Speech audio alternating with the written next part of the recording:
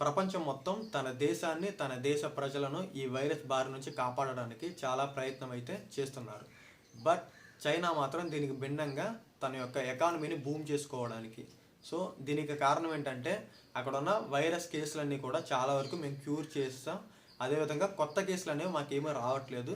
తక్కువ మంది మాత్రమే ఈ వైరస్ వల్ల బాధపడుతున్నారు. వీళ్ళందరినీ కూడా మేము తొందరలోనే క్యూర్ చేస్తాం. సో ఇప్పుడు మేము ఏం చేస్తున్నామంటే మాకు వీలైనంత వరకు మెడికల్ కిట్స్ అనేవి మేము మిగతా దేశాలకి ఎక్స్పోర్ట్ చేస్తాం అని చెప్పి వాళ్ళు చెప్తున్నారు. ఇక్కడ మనం చూసుకున్నట్లయితే స్పెయిన్ దేశంలో ఇప్పుడు రీసెంట్గా చాలా మెడికల్ కిట్స్ అనేవి చైనా నుంచి వాళ్ళు ఇంపోర్ట్ చేసుకున్నారు. ఇంపోర్ట్ చేసుకున్న వాటిలో 70% వరకు ఆ మెడికల్ కిట్స్ అనేవి వర్క్ అవ్వట్లేదు. సో అదేవిధంగా చెక్ రిపబ్లిక్లో మనం చూసుకున్నట్లయితే 80% ఆఫ్ మెడికల్ కిట్స్ అనేవి అక్కడ వర్క్ అవ్వట్లేదు అని చెప్పి వాళ్ళు చెప్తున్నారు. దీని అంతటికీ కారణం ఏంటంటే ఇప్పుడు చైనాలో మాత్రమే ఈ మెడికల్ కిట్స్ అనేవి మ్యానుఫ్యాక్చరింగ్ చేస్తున్నారు.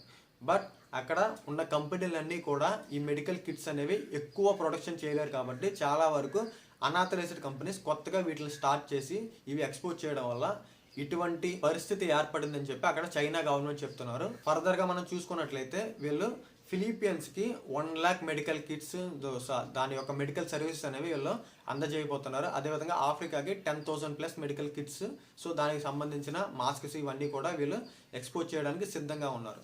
ఇక్కడ విచిత్రం ఏంటంటే BYD అనే ఆటోమొబైల్ కంపెనీ వాళ్ళు ఏం చేస్తారంటే ఎలక్ట్రిక్ వెహికల్స్, సో సోలార్కి సంబంధించిన ఇటువంటి మ్యానుఫ్యాక్చర్ చేస్తారు. వాళ్ళు ఏం చేస్తున్నారంటే ఇప్పుడు పర్ డేకి 5 మిలియన్ల మాస్కులు అనేవి వాళ్ళు తయారు చేస్తున్నారు. సో అదేవిధంగా ఫాక్స్కాన్ కంపెనీ, మన ఫాక్స్కాన్ కంపెనీ చూసుకున్నట్లయితే అది ఐఫోన్ మ్యానుఫ్యాక్చరింగ్. వీళ్ళు ఇప్పుడు ఏం చేస్తున్నారంటే పర్ డేకి 2 మిలియన్ మాస్క్స్ అనేవి వీళ్ళు తయారు చేస్తున్నారు.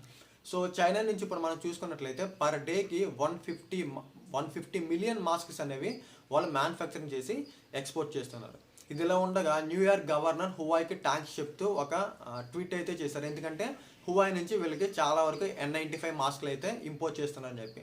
హువాయి అనే ఫోన్ అమెరికాలో బ్యాన్ చేశారు because of the some security issues వల్ల. బట్ ఇప్పుడు వాళ్ళు మాస్కులు కూడా వీళ్ళకి ఎక్స్పోర్ట్ చేస్తున్నారు.